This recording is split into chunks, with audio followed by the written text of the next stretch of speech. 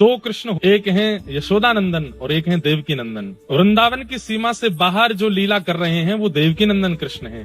वृंदावन के भीतर की लीला में यशोदानंदन श्री कृष्ण हैं। ठाकुर जी ने जैसे ही वृंदावन की सीमा पार की, ठाकुर जी ने रथ रुकवाया, अक्रूर जी से कहा पहले यमुना स्नान करके आओ। जैसे ही अक्रूर जी यमुना स्नान करने के लिए गए, डुबकी लगाई। अक्रूर जी के मन में एक संशय था, ठाकुर जी की अवस्था देख के बोले ये कंस को मार पाएंगे? तो अक्रूर जी ने जैसे ही यमुना जी में डुबकी लगाई तो भीतर जाते ही देखा शंख चक्र गदा पद्मधारी वही ठाकुर जी जो रथ में छोटे से बालक हैं, वो शंख चक्र गदा पद्म लेकर यमुना जी के भीतर खड़े थे। वो कौन थे?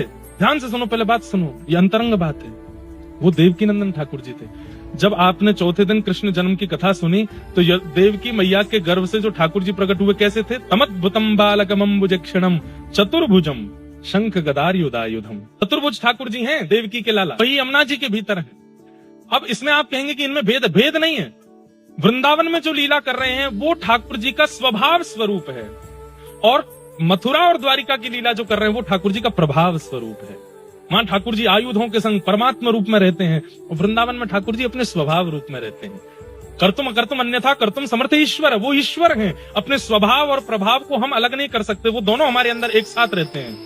पर ठाकुर जी अपने स्वभाव प्रभाव को भिन्न करके स्वभाव को वृंदावन में रखते हैं, प्रभाव को आगे रखते हैं। तो जैसे ही अक्रूर जी ने यमुना जी में स्नान करने के लिए डुबकी लगाई, भीतर वही स्वरूप चतुर्भुज रूप में दिखाई दिया। तुरंत हड़बड़ा करके बाहर आकर के देखा तो वही दो भुजा में रथ पर बैठे हैं। फिर दोबारा डुबकी लगा करके देखा तो अब अंदर कोई नहीं दिखा। तो बोले वो अंदर वाले कहाँ गए? बोले वो तुरंत दो भुजा वाले बनकर के रथ में बैठ गए, और दो भुजा वाले जो नंद नंदन थे वो ब्रजमंडल के कण कण में जाकर के व्याप्त हो गए। वो वृंदावन छोड़ करके कहीं नहीं गए। इसीलिए हमारे यहाँ कहते हैं वृंदावनम परित्यज्य पादमेकम न गच्छ।